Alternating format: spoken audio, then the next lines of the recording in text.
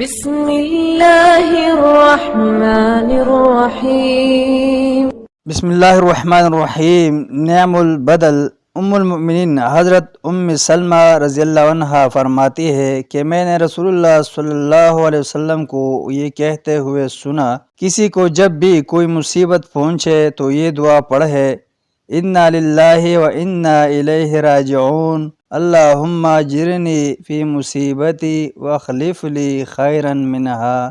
بے شک ہم اللہ کے لیے ہے اور اسی کی طرف لوٹ جانا ہے، اے اللہ مجھے مصیبت سے بچانا اور میرے لیے اس سے بہتر چیز مقدر کرنا۔ تو اللہ اسے اس مصیبت سے محفوظ رکھتا ہے اور اس سے بہتر چیز اس کے مقدر میں کر دیتا ہے۔ حضرت ام سلمہ رضی اللہ عنہ کہتی ہے کہ جب میرے خاوند ابو سلمہ رضی اللہ عنہ فوت ہو گئے تو میں نے رسول اللہ صلی اللہ علیہ وسلم کے حکم کے مطابق یہی کیا، تو اللہ تعالیٰ نے ان سے بدر جہاں بہتر خاوند میرے مقدر میں کر دیا اور وہ خود رسول اللہ صلی اللہ علیہ وسلم تھے۔ حضرت ام سلمہ رضی اللہ عنہ ہی فرماتی ہے کہ رسول اللہ صلی اللہ علیہ وسلم حضرت ابو سلمہ رضی اللہ عنہ کے پاس آئے جب ان کی نظر پٹ چکی تھی۔ آپ صلی اللہ علیہ وسلم نے ان کی آنکھیں بند کر دیے اور فرمایا، جب روح قبض کر کے لے جائی جاتی ہے تو نظر اس کا پیچھا کرتی ہے۔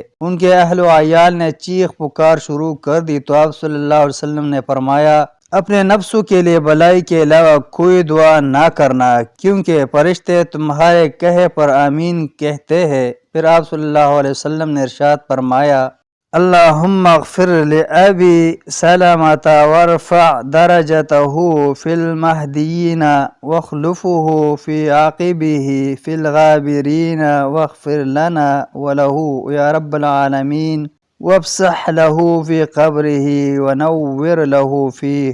اے اللہ ابو سلمہ رضی اللہ عنہ کی مغفرت فرما، اسے ہدایت یافتہ لوگوں کے درجے میں پہنچا، اس کے بعد اس کے پسماندگان میں اس کا قائم مقام بنا۔